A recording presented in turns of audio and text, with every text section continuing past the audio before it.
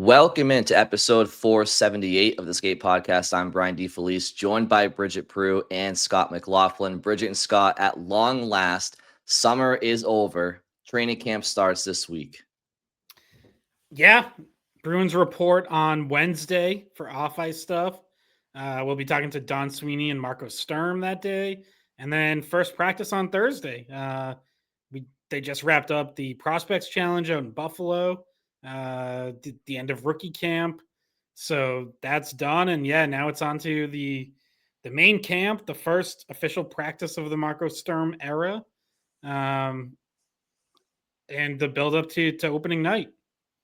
Yeah, I guess that's a good spot to start for opening shifts. So I'll go with the fact that they just announced the roster of who will be attending this year's training camp. I don't know if you guys had any surprises. To me, I mean, it was basically the whole of the Providence team, Boston team, the new guys that they added. Not much of a surprise to this very long list of forwards, defensemen, and goalies that are invited. Of course, they bring way extra for what they need to see if anyone can prove themselves. And the schedule came out as well, like Scott mentioned. Wednesday is technically the first day of camp, but really it's off-ice stuff, and then we'll have a chance to talk to Don Sweeney and Marco Sturm. And then Thursday is when they actually get on the ice. They have a Group A practice and a Group B practice. That's when Marco Sturm will finally get a chance to interact with the guys on the ice. And so starting September 18th is kind of when we're actually back. Yeah, and my opening shift is about part of the roster that they sent out. So just so people know, there are 50 players total reporting to camp, 28 forwards, 17 defensemen, 5 goalies. And this is not a new take by any means. It's something we've talked about plenty, but just like looking at the roster and actually looking at the names, it really hits like, boy, this team really needs to find some offense somewhere. Like we're going to go through later in this podcast as we do our training camp preview, and we're going to build out like a lineup of, kind of just what we think, sort of hunches of right now before we even see a second of training camp. Who do we think makes the opening night roster? And just going through that exercise and going through these names, there is so little proven NHL scoring talent, especially once you get outside the first line. But even if you say like outside the top 6, like I was just doing as a thought exercise. See if you guys can guess how many forwards of these 28 going to camp had at least 20 points in the NHL last season. 20, right? Not a huge number, right? Like yeah. A good bottom 6 forward probably gets to 20 points in a season. 5. Yeah, so Pasternak, Geeky, Zaka, Lindholm, that's 4. Middlestat, 5. I'm gonna say, did Arvidsson crack 20? Maybe he did. Yeah. So I'll say 6. Did Corrali crack? I'll say 7. Nope, 6. 6 is the correct answer. Just those guys that were all kind of penciling into the top 6.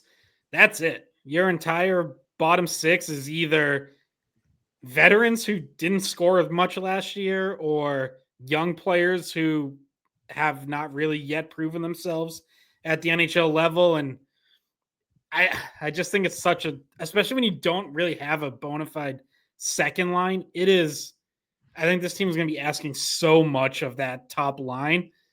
We'll see. Like, obviously, they're going to need to play defense. They're going to need great goaltending. And they're going to need someone to step up in that group of, in that whole bottom 6 group, those guys battling for jobs. Like, someone's going to have to step up and give them some offense, because on paper, going off what these guys did last year, it's not there. No, offense is definitely not this team's calling card, at least on paper. So another area too, Scott, that can help drive offense, especially for a team that lacks true high-end scoring, is generating offense from the back end, and whether it's in transition or in the O-zone. And that's going to be a challenge too, because McAvoy doesn't get a ton of shots through. We know Lorai's defensive struggles last year, but offensively, could he help? Could Hampus Lindholm help that as well? So it's going to have to be by committee, no doubt about it. But we also learned last year that sometimes what we expect on paper doesn't come to fruition, and that can go both ways. So we'll see what happens. But I do want to touch quickly on the prospects challenge, because that was the cherry on top of rookie camp. And the Bruins prospects played 2 games in Buffalo. The first one against the Pittsburgh Penguins, and the second against the New Jersey Devils. And the Devils game, the second game, I believe, was a 6-4 win, 6-4 with an empty netter. I'm for some reason kind of blanking on the Penguins game. Was it 2-1 Penguins? I think. Yeah, they scored. It was Right? 2-1 Penguins was the final. They scored on a breakaway in the final minute. The Penguins So for the winner. So just, goals in the final minute, just picking up right where the organization left off, whether it's the prospects of the big club. But yeah, I think just a couple of takeaways for me, guys, was all eyes were on Fraser Minton heading into that brief tournament. And I think he played as advertised. He was in my opinion, the most polished forward on the ice for Boston. He generated, he produced, he controlled play, all the things you were looking for out of him being there, he did. And Dan Zlashmelis, I thought, played well also. I think we can get into what the near future may have in store for him as we discuss training camp. I think Ty Gallagher was another player who kind of popped off the page to me. He looks like it's just a real steady former BU Terrier, Scott will mention, but just a steady two-way defenseman, right-handed shot. I think he will do really well in Providence and a good depth player for the Bruins to have. And Cooper Simpson, the Bruins' third-round pick this past year, I just thought showed some confidence, some skill, and looking forward to his development path as well. Yeah, you use the right word for Fraser Minton, control play. Like, that's what I just kept thinking when I was watching him was he, we said last week, or I said, like, just based on kind of his credentials and experience, he was probably overqualified for rookie camp and for the prospects challenge. And he looked that way. Like, you could tell he was playing, you could tell his game's a level above, like, just about everyone else who was out on the ice. He was killing plays defensively. He was controlling in transition. He was setting up chances. He had a bunch of chances himself, buried at least one, maybe 2. I forget how many goals he scored, but I know at least one. He had a finish right in the slot. But yeah, it seems like just about every time he was on the ice, it was like the puck just seemed to find him, and that's because he found the puck and was really just all around it. And the game just kind of ran through him when he was on the ice. Yeah. And your guy, Lashmelis, scored as well. And I don't know if you had any thoughts on his prospect challenge weekend, if it gave you any more insight, or if you feel kind of the same as you did going into it. No, it gave me more insight. I think he's going to have his work cut out for him in camp, just making the NHL roster. I think that his skill, his smarts, his attention to detail, his extra efforts were all there, right? I mean, one of my favorite plays of him during the Prospects Challenge was recognizing an odd man rush and was the first guy back, busted his ass, get to the far post, disrupted a clear scoring chance for New Jersey, and then broke the puck out afterwards. Like, those are the details you love to see in a young player's game. Where I think he can, use improvement is just in the strength category.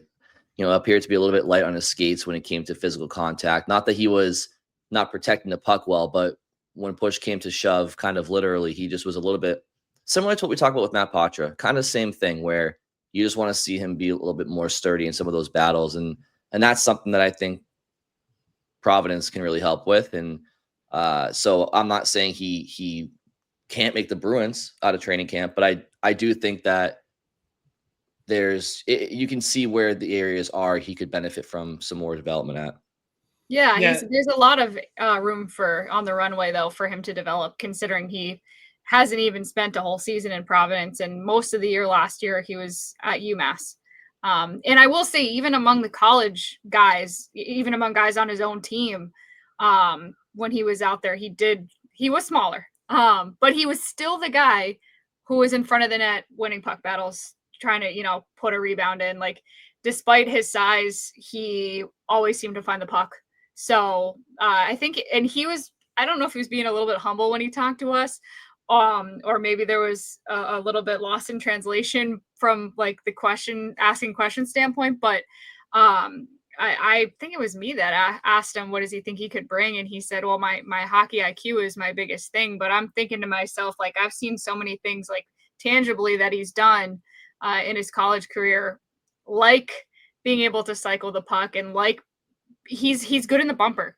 So he, maybe at some point he could factor in there. He's good on the power play. He's part of what was a 5-forward power play for UMass, and he's quick with his hands in front of the net. Like, those are all things I can think of that he could, at some point, when and if he makes it to Boston, help them with. Yeah, and I saw he gave some quotes after the Prospects Challenge saying he actually wasn't happy with this play. He didn't think he had a very good weekend, and Ryan Mougenel and Jamie Langenbrunner both disagreed with that and said they thought he was very good. So yeah, he seems to have high expectations for himself, and maybe even a bit too hard on himself at times, which isn't the worst thing. I will tell you, Greg Carvel, there's no like pats on the back from Greg Carvel, who was his coach at UMass. Like, it's almost always tough love in that system. So I wonder if maybe that factors into how he kind of looks. Well, until he leaves, apparently, because I don't know if you guys saw Scott Wheeler of The Athletic had a long feature on Dan Zlashmelis. I think that just published on Monday. And he talked to Greg Carvel as part of it. And Greg Carvel said Zlashmelis was one of his favorite players he's ever coached. Oh, absolutely. No, I'm not talking about like as a person. I'm saying once during practice, it's all, we're going to fix this issue that I saw. It's never like, oh, good job. It's just from a purely developmental, like on the ice standpoint, it's normally about trying to do better. So, and I've seen him in action. So. Yeah. And it was interesting to read that story in The Athletic, and Carvel talked about like why Zlashmelis was such a favorite of his to coach, and said that like it's because he just gets everything. Like, you explain it once, he gets it, he goes out and does it, and like doesn't repeat mistakes, doesn't need things explained again. And Carvel said like even when Zlashmelis first came to UMass, he didn't speak much English. Like, he had some, but really needed to pick up a lot once he got to the US. He had never lived in North America before that. But even without like the grasp of the English language, he grasped the hockey concepts. Like, you could just draw it on the whiteboard and he would still get it. Like, he knew the hockey terminology enough to still pick everything up. And then obviously learning English came as he went at UMass. And there are also quotes in there about how when we saw some of this, how he's like actually really funny, and he would start to joke around as he got more comfortable there. So yeah, that definitely. I don't think he's quite ready, at least as far as opening night goes, to make a real push to make this team out of camp. But I expect him to be pretty impressive in camp, and I wouldn't be surprised if he pops in a couple of these preseason games, has some points, and gives you something to get excited about as he goes down for more seasoning in Providence. Certainly seems like he jumped the depth chart, so that's a huge thing to just out of the gate coming out of college start to walk your way past other prospects that were ahead of you. Yeah, and especially the one thing that was difficult about the Prospects Challenge when it comes to analyzing and critiquing and whatnot is it's the first time that these guys have played in a real game environment since, for Zlashmelis, it would have been since World Championships back in, was that May? Yeah, it was in May. Right. So I'm now listen, these guys are all doing pickup leagues with their peers during the summer to keep themselves acclimated to I don't know what kind of a group but, they have in Latvia though. Well, that's true. That's true. But so that's worth noting too. Like, it's because you watch the games and you want to say, Zlashmelis should really dominate in a tournament full of, teams, not even their best prospects, right? 'Cause in some cases, for example, James Higgins is not in that tournament for the Bruins. I'm sure there's similar examples for other teams in their prospects challenges, but at the same time, you don't want to put too much stock in that because these guys haven't been playing in game action. So they're getting their first touches, feeling pressure since last year. So I'm sure when Lashmello says that he's not in love with how he played, it's because he probably knows like he's not exactly in midseason form, and it's at the same time an opportunity to try to impress the coaching staff. And so it's a tough situation to try to impress people. But from a coach's perspective, they're probably looking at, wow, you haven't played in 3-4 months and your details were that good. That's impressive. So Yeah, and like it's a completely new team that had 2 practices, but it's not like they're like working on systems or anything really.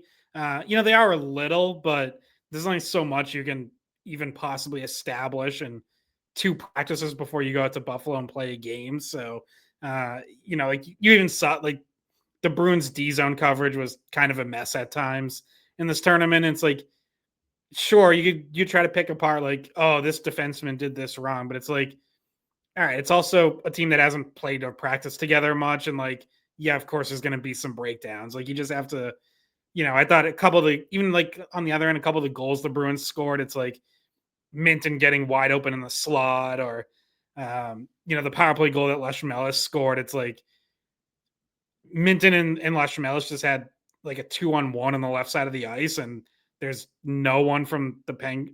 I think that was the Peng. That was the Devils game. There's like no one coming over to help. There's like no rotation. It's like, yeah, that probably doesn't actually happen in an NHL or AHL game, but it's a valuable tournament, and the hope is that the guys who play well, like Minton and Lashmelis, use it as a springboard into regular training camp. Yeah, and Minton mentioned that he was happy to be playing in it because now he's got games under his belt going into what could be a really important preseason training camp. Those games in preseason do mean probably more to Minton than they do to half the other people that are going to be participating, because he's one of those guys who has never played a full season in the NHL and seems like he's right there, just about ready, which requires proving that he is. So this could be actually pretty big for him to just use that as shaking the rust off and then being able to move on to training camp. And I guess we can switch gears from talking about the prospects to talking about, because this is our training camp preview episode, kind of our way too early predictions kind of situation. And we have a bunch of questions we wanted to get through, so I think we should start them now. And I do think after I keep going through this list that we have, I think we should start with the lines, like our line predictions, and then work backwards and explain like off of it. So we decided last night that we were going to come up with our way too early roster predictions. And for me, the only easy one was the first line. So I don't know about you guys, but the roster, certainly we might not have the same bottom 9, though the D pairs, like the defensive personnel, I think we all have the same. Probably maybe we have picked different pairings, but those obviously change throughout the year, and they're not going to stay the same. So anyway, I don't know if anyone wants to go first. Maybe Scott, because you wanted us to go through what we thought. So let's hear what you had first. Well, I mean, the first line's easy. Yes. It's Morgan Geekie, Elias Lindholm, David Pastrnak. I don't know if, obviously, they're all making the team, and we expect them to start as a line together. So I don't think we have to spend a whole lot more time on that. There's stuff worth discussing within that group in terms of like, what kind of season, like, can Morgan Geekie do what he did last year? Can Elias Lindholm get off to a way better start than he did last year? But just in terms of like where these guys are going to be, that's what we expect. Second line, I don't know if you guys had anything different, but like I still keep coming back to almost just by default. I think it's Casey Middlestat centering Pavel Zacha on the left and Victor Arvidsson on the right. Like, yep. I guess, there's room there for someone, a Patra or a Lysell or maybe even a Mate Blumel, like to make a push. but those are the only guys who have any kind of, to the point I made in my opening shift, that have any kind of scoring pedigree in the NHL. So I almost think like by default, that's your second line. I have no discrepancies so far, Scott. I actually had Patrick Brown as my first line center and captain. See, now there's a good take. Now, We're talking Boston, not Providence now- Bridge. Now we're using our noggins. So no, I don't. I agree with all 6 of those players so far. Do you want to go on to your third line? Because this might be where we're different. Yeah, I mean, this is where it's like, this is where you start to kind of just throw stuff out and see what sticks. I guess I'm almost going to kind of explain this. I'll lump everything into the bottom 6. Every time I do this exercise, I'm like, you know what looks like it could be a good fourth line and like an identity type of line that I might want to roll out there and lean on to set a tone is Sean Corrali centering Mikey Asimont and Mark Kastelik. Mhm. Like, I just keep coming back in my mind of like, that looks like a good fourth line. It looks like an identity type of line. They're physical. They can forecheck. I'm like, that just feels like it works. And you could even put Tanner Jeannot there, but I have Jeannot on the third line where I think, again, like almost by default, I think you kind of have to start with him there just based on what he's getting paid and the fact that I know it was a long time ago, but like he has scored 20 plus goals in the NHL before. So I think you have to try him there. I like the Asimont Corrali Kastelik idea. And then that leaves you with, okay, how do you round out the third line from there? And there's, so I mentioned Jeannot. You got Fraser Minton as an option, Matt Patra, Marat Husnudinov, Mate Blumel, Alex Steves, if you want to throw him in there, Georgi Merkulov. Pause you for a second. That was your Sure. fourth. That was your fourth line. Yes. And now we're gonna fill in the third. Okay. Yes. All right. That makes more sense to me because I was like, wait a minute. This whole time he's been saying Minton is the third line center, and I'm like, wait, did he just go like all the way up the bunk? But you went. I mean, ultimately, I think like we're gonna look at ice time, and I'm not sure there's gonna be a whole lot of a difference between the third and fourth line on most nights. I think there could even be lines the fourth line's playing more, especially if they're protecting a lead. So I think we're talking more about just how they're listed and not. I don't, unless maybe you guys disagree. Like, do you see a third line option where you're like, that's clearly a line I want to like be giving more minutes to, and could really separate itself from the fourth line from the rest of this bottom 6 group? Well, I'll just say again, the first line you wrote off, the second line you wrote off, and the fourth line you wrote off. Those are the lines that I have as well. When you ask about a third line, I mean, yeah, I do think that if they play to the level that we all hope that they can, that Patra and Minton, which spoiler, that's my third line is Jeannot, Minton, and Patra. And again, we should emphasize, and Scott mentioned this before we started recording, but this is if we had to put a lineup in place right now before training camp. Like, so obviously our opinions, we reserve the right to change our opinions if somebody that's not in these predictions has an unreal camp. Like we'll adjust based on what like we're Patrick seeing. But Brown. exactly, we'll adjust based on what plays out in front of us. But right now, this is just a quick, informed prediction. So I have Jeannot, Minton, and Patra, and yeah, I do think that Minton and Patra, if they're playing to their capabilities, will be able to generate more offense than Asimont, Corrali, and Kastelik, and hopefully Jeannot makes good on his contract and can be that muscle for them down low and help them get through some of those puck battles to keep possession. But your point's not invalid, Scott. Like it very much may turn out the way you say. I think that there's a ceiling with Patra and Minton offensively that the fourth line you listed doesn't have. So if you're trying to protect the lead, then sure. But if you need a couple of goals, then I don't see Asimont, Corrali, and Kastelik getting more ice time than any of the other lines, frankly. So the line that you listed, Brian, for the third line of Janot, Minton, and Patra is exactly what I had. I also think that based on some of the comments that Sweeney made about the new additions, and he spoke about some guys specifically, including Janot, he said he wanted them to be able to be out there and kind of maybe be there to handle some of the physicality on a line with a player like Patra, who's not as physical. So he adds that element to a line where Patra adds a completely different element of his skill set, his hockey IQ, his playmaking ability. Minton is the defensive, or I guess two-way guy on that line. He's young, but he seems to not make very many mistakes, especially in his own end of the ice. So I think that he's a good complement to Patra, putting Patra on the wing, of course, in that he can make up for anything like that. He's bigger than Patra as well. I don't know. I see that as a legitimate third line.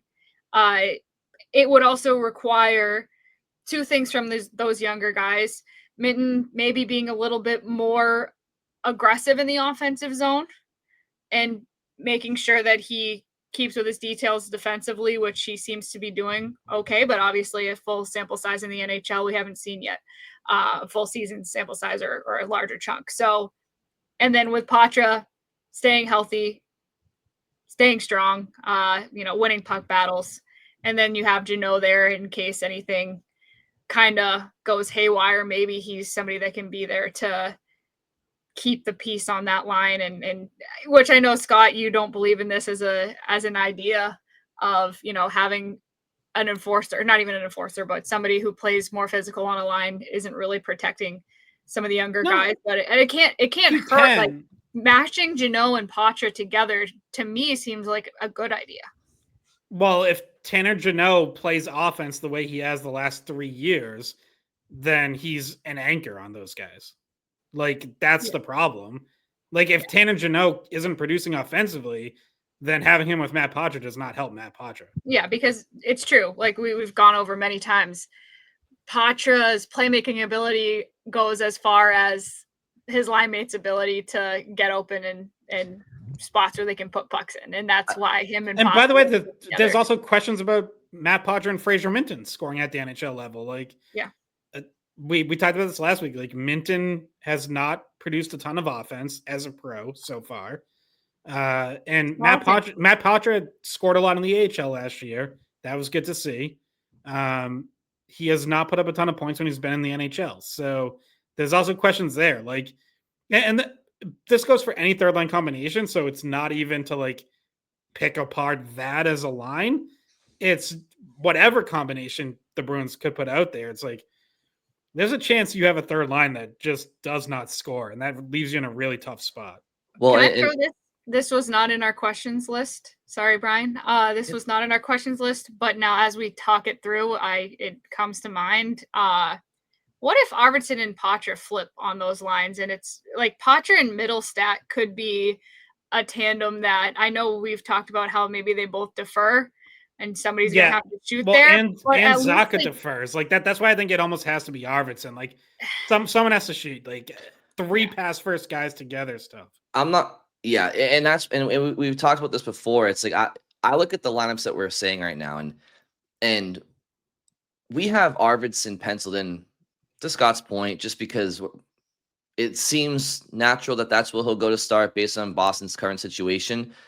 But it is not out of the question for me that Arvidsson ultimately ends up in a third line role in Boston, but for his time here. But then it's like, okay, so now who's on that second line? Patra. And Bridget, to your question, like I don't see the fit with Patra and Middlestat on a line together. I don't see it from a size perspective, from a physicality perspective. I think they'll get absolutely ragdolled from some other teams out there. It's too small. And I'm not trying to tell, be all knowing. I don't see that combination being anything great. So it's like, okay, if Arvidsson isn't a third line, then it's probably going to have to be somebody else other than Patra on that second line, because I don't see Patra and Middlestat as a combination. But again, we'll see how it plays out. But Bridget, when you mentioned that Jeannot, Minton, and Patra could be a a legit third line. Like that's kind of like the keyword, like could be, because they're incredibly unproven. Like, and to Scott's point, it's possible that they can't score. I'll just say, if I'm Tanner Jeannot and I'm a Bruins coach, I don't know why it's so. I can't speak to Jeannot's time in Tampa and LA. Certainly, he had a little bit of success early in Nashville, but I didn't watch him a ton with his most previous teams. And how difficult could it be to just skate in a straight line up and down the ice, go to the net, create some picks beneath the goal line and just play off of these kids? Like, it shouldn't. No one's asking him to be David Pastrnak, and he doesn't need to be successful in the role that he should be playing. Like, I think would relish that opportunity. I think he would love to be that type of player. So I don't know why it hasn't really clicked that well in LA and Tampa, but man, he can skate at the NHL level. He can keep up. He can make plays. He showed it briefly before. So if you're playing a very simple straight line game on a third line role, it doesn't seem that hard to live up to. I'm not saying he's worth the contract, but you see what I'm saying? It should be pretty feasible for him or anybody really. You would think so, but yeah, I mean, like when he first got to Tampa, they had him in a third line role, and it didn't work, and eventually he slid down from there, and then ultimately they moved on from him. But yeah, I mean, you're right. Like it shouldn't be, but it's a few years of data now where you're like, the more that happens, the more that 27-goal season in Nashville just looks like the freak outlier. And you have to think like, oh yeah, well, the 7-8 goals, 16, 17 points seems to be the real Tanner Jeannot. Again, maybe he proves us wrong. Maybe, he does get more minutes, opportunities, whatever. I will say I had one change on the third line, and I'm fine with what you guys have. I think I mentioned this before, but like I think people within the organization feel like Mate Blumel can make a real push to make this team, and I could see them, if he has the camp that I think they're hoping he has, they keep Blumel because he would need to clear waivers to go down. Plug him on that line with Jeannot and Minton, and Patra starts in Providence. Or maybe, Patra beats out Minton and you go that way. But I could see that. I could see them like keeping an extra guy who needs to clear waivers and maybe only keeping one of the kids who doesn't have to go on waivers.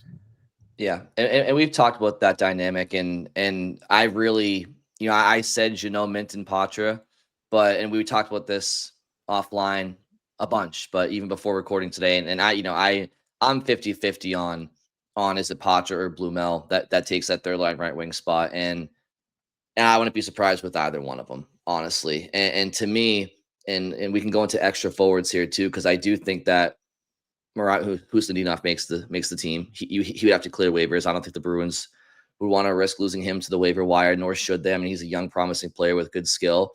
And I think, agree. I think maybe Johnny Beecher, is an extra forward, or maybe they move on from him. But I do think Husnudinov is an extra forward. He's certainly on the roster, so he's either in the lineup or the extra forward.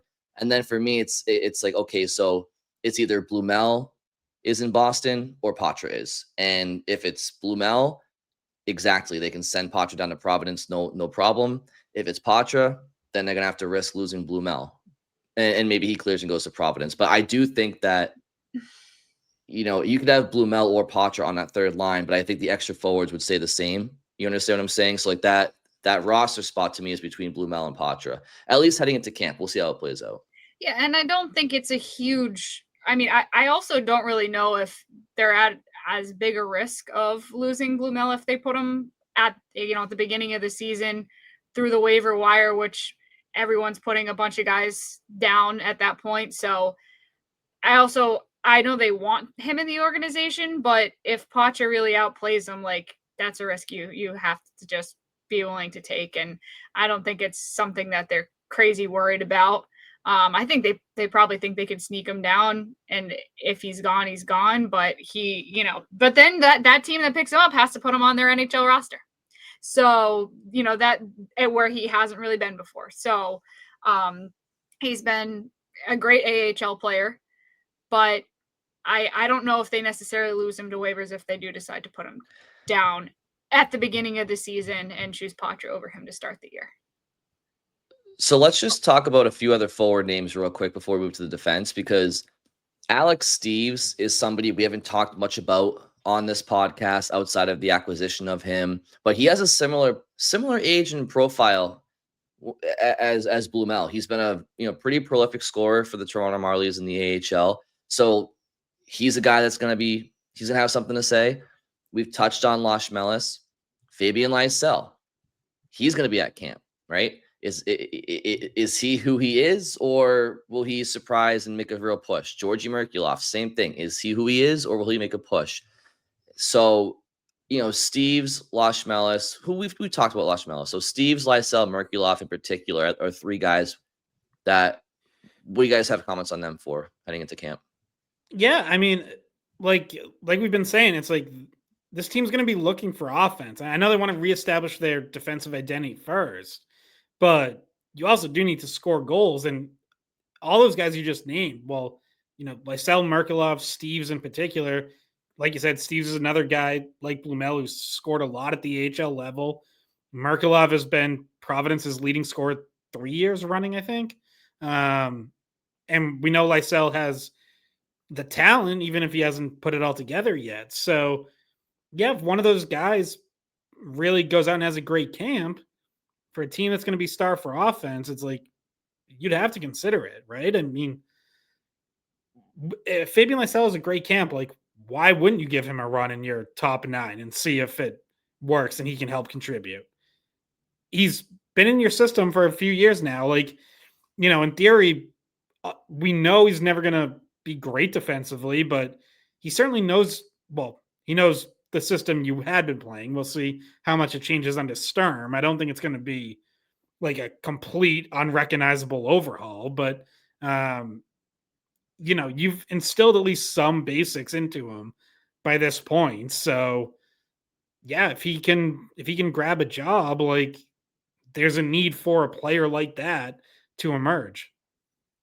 Yeah, and like when we talk about Patra and Middlestat not really being an ideal combination on the second line, if somebody were to surpass Arvidsson and push him down to the third line, strangely enough, I could see a world where Lysell is just such a different player than Middlestat and Zacha. Like I could see Middlestat being a bit of a facilitator and putting Lysell in positions where he can skate into pucks, utilize his speed, and maybe Zacha becomes more of that finisher. So I mean, I'm not saying that would be a great second liner, certainly that it would be good defensively. But again, when you're talking about fit and styles making fights, I see a lot of redundancy with Patra and Middlestat that I don't see with Lysell, right? So, I mean, that would also become a really good skating line. There'd be some real speed there, and maybe that alone can challenge defenses.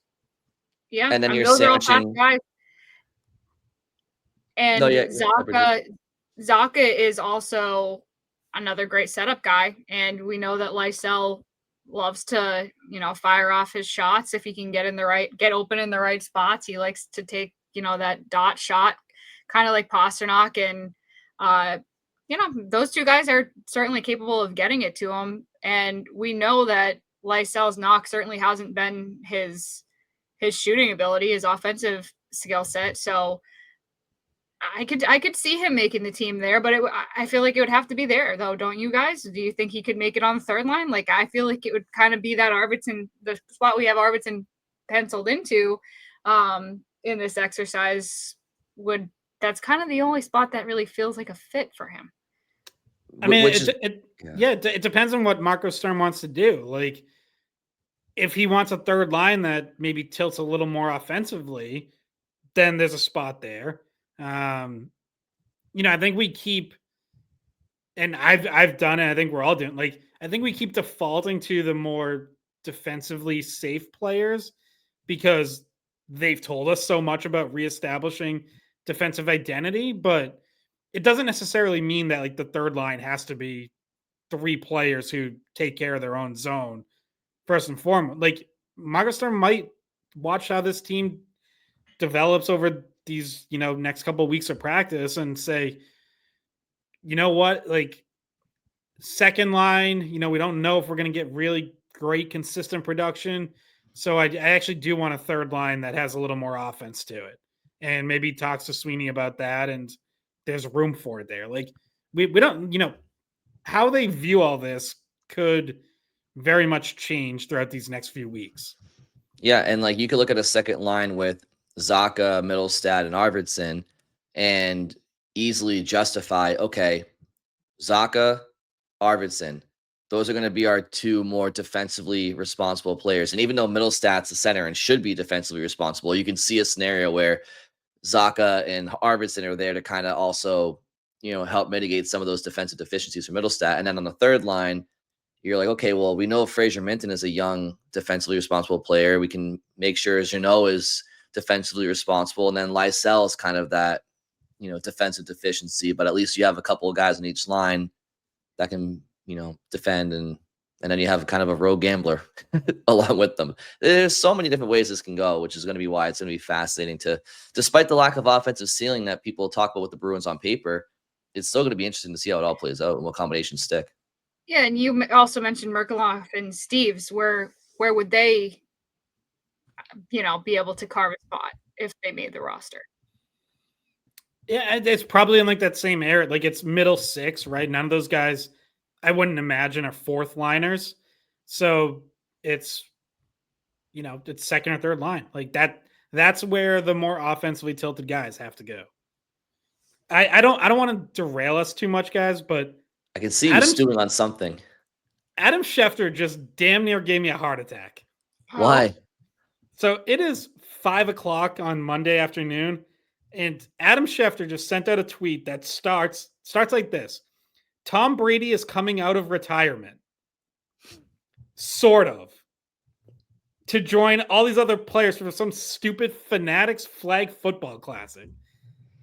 I got that notification, saw those first few words, and God damn it, Schefter. What a troll job that was. Unreal. And he just puts ... and then you have to click the actual thing. Like it's like no, that like you.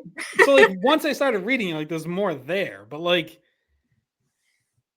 listen, I read words in order, so those first 5 or 6, like, come on. Yeah. I'm glad you read them in order. That's probably the way that you should read them. So that's good. He knew exactly what he was doing. Yeah, he got you.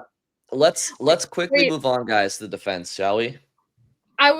Yes, actually, you're right. We'll do this first. Go ahead. So I think we have I think our top 6 is the same. You have McAvoy, Lindholm, Zadorov, Yoki Haru, Peak, and Lohrei. How they're paired actually has differences. Yeah. Time out for a sec before the D, because there is one person I don't think we talked about. I had Beecher. Like we didn't really get to Beecher. We didn't have him on our. Do any of you have him as an extra forward? I do. Yeah. Okay. I do as well. Only because the extra forwards we're talking though. Right. I do only because I have them keeping 14 forwards, mostly just because they can, because they have the cap space to have a full 23-man roster. So the way I kind of approached it was like, unless he has a bad camp and plays himself out of a job, if he has a good camp, then you might as well keep him around, not put him on waivers. And yeah, so I got the same extra forwards as Brian, Husnudinov and Beecher. And I guess I kind of looked at that like Beecher can rotate in on the 4th line, and Husnudinov, maybe you mix and match on the 3rd line. Like, because I do think there's going to be some mixing and matching. I don't know if they're going to find like a settled 4 lines by the end of camp. They might, but there could very well be mixing and matching that continues into the regular season.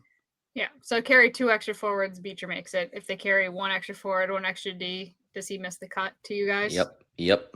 I mean, Yeah. yeah, unless he turns into Mark Messier during camp, and I don't see that. So, yeah. So, You mean elbow guys on the head, right? yeah, That's what you exactly. mean when you talk about Mark Messier? Yeah. Yep. All right, guys. Defense pairs. Just So I think one of the sneaky dirtiest players in NHL we're history, and it's amazing how like he just has somehow escaped that reputation. But well, it's yeah, the era he was in. go look up Mark Messier elbows on YouTube. It's the era he was in. I mean, the elbows that flew around the He NHL was back in the dirty day. even for his Insane. day, though. Like he was a cheap shot artist. Yeah. Well, he's a winner too, though. And now they have the Mark Messier Leadership Award. There you go. Incredible branding. Way to go. Way to go. Way to go, Mess. Okay. Third time's a charm. Defense pairs. So, like I said, McAvoy, Lindholm, Zadorov, Yoki Haru, Peak, Lorai. Those are the six extra defensemen. I think maybe we all agree that going into camp, it might be Jordan Harris. We have penciled in as the extra defenseman, unless there's two extra defensemen. But how do you guys see the pairs playing out to start camp? Yeah, so I think if I had to guess, I'll go Lorai McAvoy. We heard, I think it was when he was on Felger and Maz. Michael Stern mentioned that as those two guys were pretty good when they were together last year. I've highlighted that before, that the numbers were actually pretty good when they were on the ice together. So I'd probably start with that. And then it gets interesting because Zadorov played with both Peak and Yoki Haru last year. And I think was fine to good with both of them. Like I think at different times, both of those pairs worked for what they were. Like when he was paired with Peak, it was early in the season and it was a third pair, and that was a good third pairing. And then he was with Yogi Haru later in the year when they were very depleted, and that became the de facto top pairing. And they're playing over 20 minutes a night, which is not really what you want either of them to be doing. And yet I still thought they mostly held their own. So, Lindholm, we've seen Lindholm, quite frankly, very little with both of those guys. Like, obviously, he was with Brandon Carlos so much during his time here that, aside from the occasional moving him up with Charlie McAvoy, there wasn't a lot of Hampus Lindholm playing with other guys. Obviously, he was injured the entire time Yoki Haru was here, so you didn't see that at all, and you only saw a little bit of him with Peak. I looked up their numbers together earlier, and it wasn't very pretty, quite frankly. I think they were on the ice for 4 goals against, 0 goals for in like a very small sample. I guess I'd lean like Lindholm, Yoki Haru, just because I feel like maybe that's a pairing that can get forward and get a little bit more involved offensively, and then Zadorov Peak can be kind of the third pairing that gets a lot of D zone shifts and sort of gets buried in their own zone in terms of face-off starts and all that stuff. It's just kind of how I envision it, but you could easily go the other way. Yeah. I also have Lorai with McAvoy as the pair because I do think you need to stagger. You have two. To me, Lindholm and McAvoy are two of the best defensemen in the league. Like if Lindholm is healthy, I think he's a really, really great defenseman. And I think you're probably going to want to put those guys on different pairs to kind of spread the love. And they're like two of, like, I think McAvoy is like top 15 and Lindholm's, I know he had a 5th place Norris finish, but probably more like a top 25 if he's on his game. Either way, I think those two guys are both so solid that you put them together, they're an amazing pair, but you probably don't have the defensive depth this season the same as you did before when you did have Carlo, that you might want to spread them out. And so that's why one of a few reasons why I had McAvoy with Lorai. I also think that Lorai probably himself, his level is raised with McAvoy as well. So that like there's benefits to Lorai, there's benefits to splitting both Lindholm and McAvoy up for depth. I put him with Yoki Haru as well, even though I don't think we have any sample size of that. And I just don't really know what Yoki Haru is. So maybe when he's next to Lindholm, he looks good. Maybe there's some sort of chemistry there that we haven't seen yet with him and other pairs that he's been with since he came over. So I didn't want to put him with Zadorov. Scott, you said that their numbers weren't that bad. That they kept their head above water. They were like positive Corsi, positive expected goals. I think actual goals they might have broken even or been like a -1. Yeah, I don't know. To me, I think they're gonna, as I said earlier in the podcast, the line, those D pairs are going to change a lot. I think they're going to try everyone with everyone, but for some reason, I feel like I don't necessarily see Lindholm peak as what they would start with. So that's why I did Lindholm, Jokiharju second pair, Zadorov peak third pair. Yeah, I'll also quickly just say, like, I looked back at Jokiharju in Buffalo, and not that this should be a surprise, but like his best partner in terms of results was when he was with Rasmus Dahlin. They were a pretty good pair together. So I could also see, like, if you look at that, and not that Hampus Lindholm and Rasmus Dahlin are exactly the same or even super similar, but like there's some similarities there in terms of good all-around defensemen who can get forward, smooth skating, both Swedish. They have that in common. So, like, maybe you try something like that. Yeah, I think ultimately it comes down to, I think Jokiharju has a higher ceiling than Andrew Peak. I think Andrew Peak on his game is your typical, defensive third pair defenseman, right? So, and I think that you will have a good amount of Bruins fans probably that would say, well, I think Lindholm and McAvoy should be your top pair because they don't trust Lohrei. And I'm not here to say that logic is flawed. But I do think that if you have McAvoy and Lindholm on the same pair, your D core all of a sudden gets a lot thinner, right? Or a lot more top heavy. So I do think there's an element to having good balance. And if the Bruins are protecting a lead, maybe they go McAvoy, Lindholm, and drop Lohrei down to the third pair and do, like, Zadorov, Lindholm, whatever. I don't know. They'll figure it out. But the pairs could change depending on the situation. They need a goal, McAvoy, Lindholm. You're starting a game. I need a goal, McAvoy, Lohrei. You're starting a game, McAvoy, Lohrei. One of those things. Mm-hmm. Yeah, and did you guys, if they do decide to go extra D, you guys both thought Harrison? I said Michael Callahan. Jordan Harris, yeah. Jordan Harris. Sorry. Okay, sorry. So that's who you think is the more likely extra D. I think so. Yeah, I think they probably brought him in here with the intention of, obviously, if he's in a good spot and has a good camp, he's an NHLer. Like, this is someone who had a pretty good stretch in Montreal a couple of years ago. Things just did not work out in Columbus at all.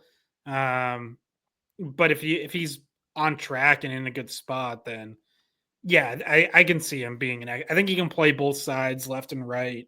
Someone who can also kind of get up ice and push the pace a little bit. So I would imagine he has the inside track for 7th. I think, Callahan's going to have something to say, Bridget, to your point, but I think I agree with Scott. I think Victor Soderstrom is somebody else that, comes in with the ability to be an extra defenseman in the NHL. He is a former first-round pick. He does have NHL experience, despite spending more recently time in Europe. And I mentioned it off the top, but Ty Gallagher is going to be a player that, looking forward to seeing what he does in Providence. And I could see him excelling down there and being a reliable depth option if they need bodies, especially because he's a right shot defenseman. And Boston's organizational depth on the right side is not great. And then Frederick Brunet, another player to not forget about. And so, again, these guys are all going to have opportunities in camps to, if not obviously make the team as an extra defenseman out of camp, let the Bruins brass know I'm next in line. And so I'll tell you what, guys, I think Bruins fans may not give a shit about how Providence does. I think Providence can have a very good team this coming season. Yeah. One interesting quirk on Ty Gallagher, just to point out, is he actually isn't signed to an NHL contract. He signed an AHL contract after leaving Colorado College. So if the Bruins do at some point want to call him up, they will need to sign him to an NHL deal. And another reason they could sign him to an NHL deal would be if say he goes down to Providence and is playing really well, in theory, any other team could swoop in and sign him to an NHL contract. So that's something just to. I don't expect the average fan to monitor that, but just to point out. Good to know. I didn't even monitor that, so thanks for letting me know. All right, we have a few minutes left, guys. How do you want to spend the remainder of the episode here? Well, so we didn't do goalies yet. So well, I mean, Swayman and Corpusalo. I guess I'll just go to the question that was about who wins the backup goalie job. We're just going to say Corpusalo just for time's sake, or I mean, unless he's traded, it's the guy who's being paid the millions to do so. Yes. Yeah, I mean, he clearly has the inside track. I do think. Look, I mean, obviously, DiPietro is going to get a lot of reps here in training camp and in preseason. If he outplays Corpusalo, then yeah, the Bruins have a decision to make because DiPietro would have to go on waivers to be sent down. There had been reports that there were other teams interested in him, so there would at least be some risk, you know. And obviously, if he doesn't have a good camp, then there's nothing to worry about. No one's probably going to claim him, and you'll send him down. But I do think there could be a battle there, but Corpusalo has to be the heavy favorite as we sit here right now. All right, I'm going to hit you with the goalie-related question then that I put in here, which is how much preseason time should Swayman get? So, I guess I should know. How many preseason games are they playing? Is it 5, 4? I thought it was 4 or 5. Maybe 5. I think it's 4. Maybe it's 5. I think it's 6. They normally do 6 against the same 3 teams, though. I think they're playing 3 teams twice. Yeah, so 6 preseason games. I would want to see him play at least 2 full games in either a third full game or like half of a third game. Okay. I guess the reason I put the question in there was because obviously last year we were talking about a Swayman-less camp. So, you know, how much the starting goalie normally plays less than half, like you're saying. Like he'll dress. I mean, honestly, like if it was like 2 full games each for Swayman, Corpusalo, and DiPietro, like I'd be fine. They might mix in Zajic and who's the 5th goalie they have?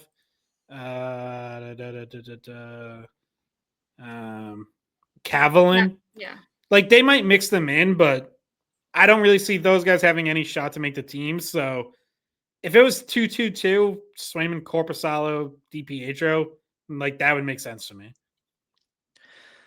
I did think of one last thing to talk about before we sign off because we got about 5 minutes here, and that's what Scott wanted to talk about. So, Bridget, if you have those pictures available, there was some fashion that was debuted in the NHL this fine Monday on September 15th, and it is the Detroit Red Wings Centennial jersey, which I think is unlike the Bruins who did their Centennial uniforms all season. I think Detroit is just playing maybe 15 or 20 games in those jerseys, and there's only one. It's a home jersey. And then the Capitals also released a jersey they'll be playing 15 times this year, which is a alternate jersey that is so much better than their current jerseys. And I'm hoping that it's just a soft launch into what will ultimately be a rebrand for them. All right, which one do you want me to put up first? Whichever one you want. I got takes on both. All right, we're going to go with the order Brian mentioned. So, okay. Detroit Red Wings Centennial, straight fire. I love this jersey. And like, it's always tough, especially for a team like Detroit, for any original 6 team, but especially Detroit when it comes to alternate jerseys. Like, Detroit has had pretty much the same jerseys, home and road, virtually unchanged since like the 1930s. And there's a reason for that. Because they're perfect, because they don't need to be touched.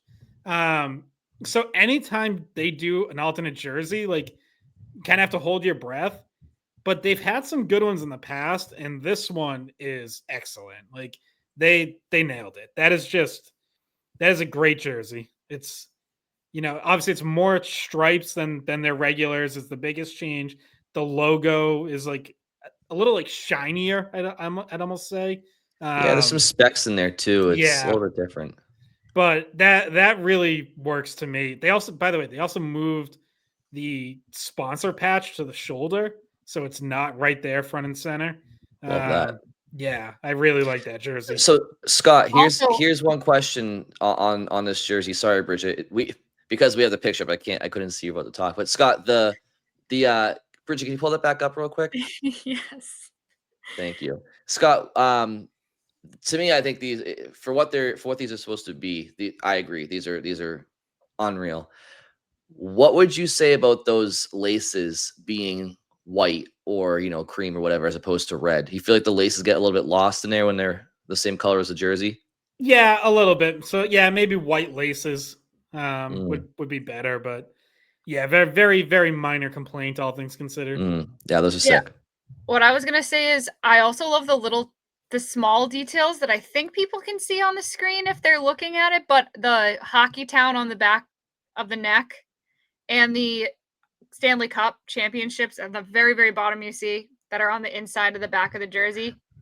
So like there's some little tiny details in here that are awesome, and I don't know if people can tell too that like when they look really close at the wheel, like the actual logo, there's smaller detail inside that as well. So there it looks nice just aesthetically, but also they kind of nailed some of the little small things that you only see if you look closer. Yeah, I have to be consistent here because I mentioned this last episode. I think we did a fashion thing, but I just unless you buy a jersey and hang it up on a wall where you can see that, you'll never see those details as nice as they are. You'll never see the hockey town because it's on the back of some guy's neck, and then Yeah, but they could still make you want to buy this, right? Like yeah, like if if you're you're a just looking fan, at you're it, yeah, if you're yeah. looking at it, but not if you're wearing it. No one will ever see it. But yes, it doesn't hurt to have it. I'm just saying it's funny that they put so much work into those details that will never be seen unless it's like what we just did, showing a picture of it. And then here's the Next other. next jersey, Here we go. All right, so Brian, what's like yeah, 1 through 10 scale? Like, what's your grade on this?